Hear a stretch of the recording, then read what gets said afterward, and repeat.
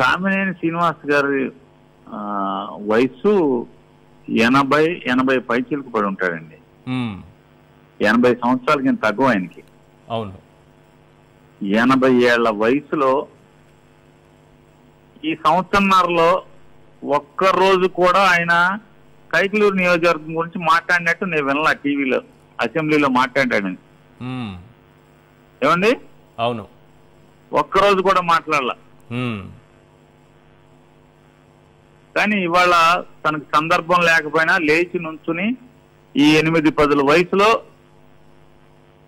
ఇంత సంస్కారహీనంగా అసత్యాలు మాట్లాడటం, జగన్మోహన్ రెడ్డి గారి వ్యక్తిత్వాన్ని కించపరుస్తూ అసత్యాలు మాట్లాడటం. కొంత తను ఉన్నాడా? చిరంజీవి గారితో పాటు ఏమన్నా వచ్చాడా? తను లేడు కదా. లేడు. పోనీ చిరంజీవి గారి పార్టీలో ఏమైనా ఉన్నాడా? లేదు. లేడు కదా. బయటికి వెళ్ళిపోయి బీజేపీలో చేరావు కదా. అవును. మరి నువ్వు ఎలా ఇట్లాంటి అసత్యాలు మాట్లాడతావు?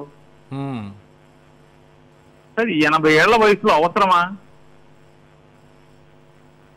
ఓకే. ఇటువంటి మనుషులు మాట్లాడటం, అటువంటి వాళ్ళు దాన్ని ఇలా మాట్లాడటం. రెండోది బాలకృష్ణ గారు ఆ రోజు ఏం జరిగిందో ఇంకోటి బాలకృష్ణ గారు కూడా మాట్లాడారు కదా. అవును.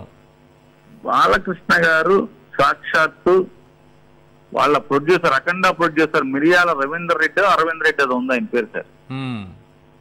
ఆయనని నా దగ్గరికి కలిసేప్పుడు కూడా ముహూర్తం చూసుకునే కలిసాడు.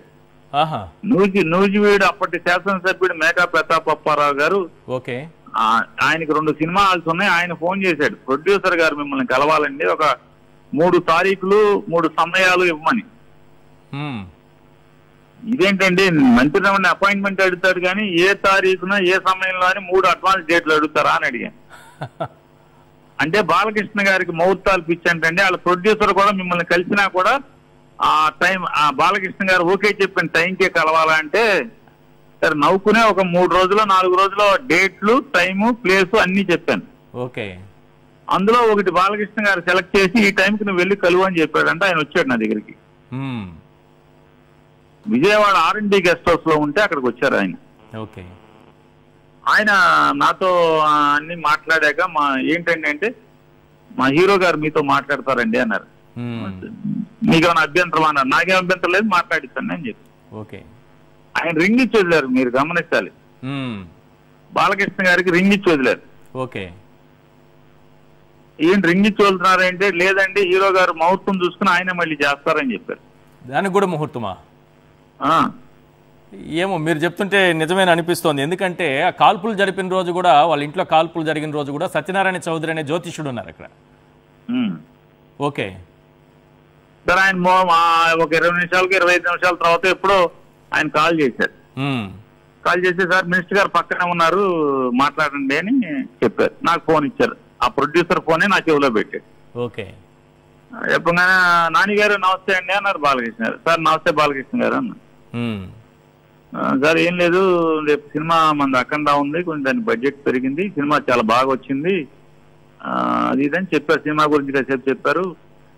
నాకు సీఎం గారిని కలవాలి, కొద్దిగా నాకు అపాయింట్మెంట్ ఇప్పించండి అని చెప్పారు. గుడ్. అడిగితే సరే అండి జగన్ గారితో మాట్లాడి తప్పకుండా చేస్తాను సార్, అసలు ఏంటి అంటే సరే అని పెట్టేశాను. పెట్టేసాక జగన్ గారిని మాట్లాడిపోతుంటే జగన్ గారి దగ్గరికి వెళ్ళి జగన్ గారితో సార్ బాలకృష్ణ గారు ఫోన్ చేశాడు. అంటే ఏ బాలకృష్ణ గారు అంటే సినిమా యాక్టర్ అన్న. చంద్రబాబు నాయుడు బామ్మరిది అన్నాడు. అవునండి అన్నాడు. ఏంటి ఏం కావాలంట అన్నాడు. అఖండ సినిమా రిలీజ్ అవుతుందంట, దానికి ఏదో కొద్దిగా మనం కొన్ని రిలాక్సేషన్స్ అయ్యి కొంచెం చూస్తున్నాడు పోవాలంటున్నారు అని చెప్పాను. ఆయన అన్నమాట జగన్ గారు సర్లే కానీ అడిగితే చూసుకుని జాగ్రత్త చెయ్యి, ఏమన్నా అడిగితే చేసి పెట్టని చెప్పాడు ఆయన. ఓకే.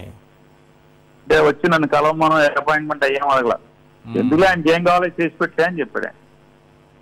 నేను ఆ ప్రొడ్యూసర్కి ఫోన్ చేసి బాబు సీఎం గారు బాలకృష్ణ గారిని కలవక్కర్లేదే, మీకు ఏం కావాలో చెప్పంటున్నారు, ఏం కావాలి మీకని అడిగాను. సరే వాళ్ళు ఏదో అడిగారు. నేను దాదాపు ఆల్మోస్ట్ అందరు జిల్లా కలెక్టర్లకి ఫోన్ చేసి బాలకృష్ణ గారు ఏం కోరుకుంటున్నాడో అవన్నీ చెప్పాను. ఓకే. కొద్దిగా గవర్నమెంట్ కొద్దిగా ఇలా లీనియంట్ గా ఉండమని గవర్నమెంట్ ఆలోచన, మీరు ఇట్లాగే కొద్దిగా ఉండండి అని చెప్పి చెప్పాను.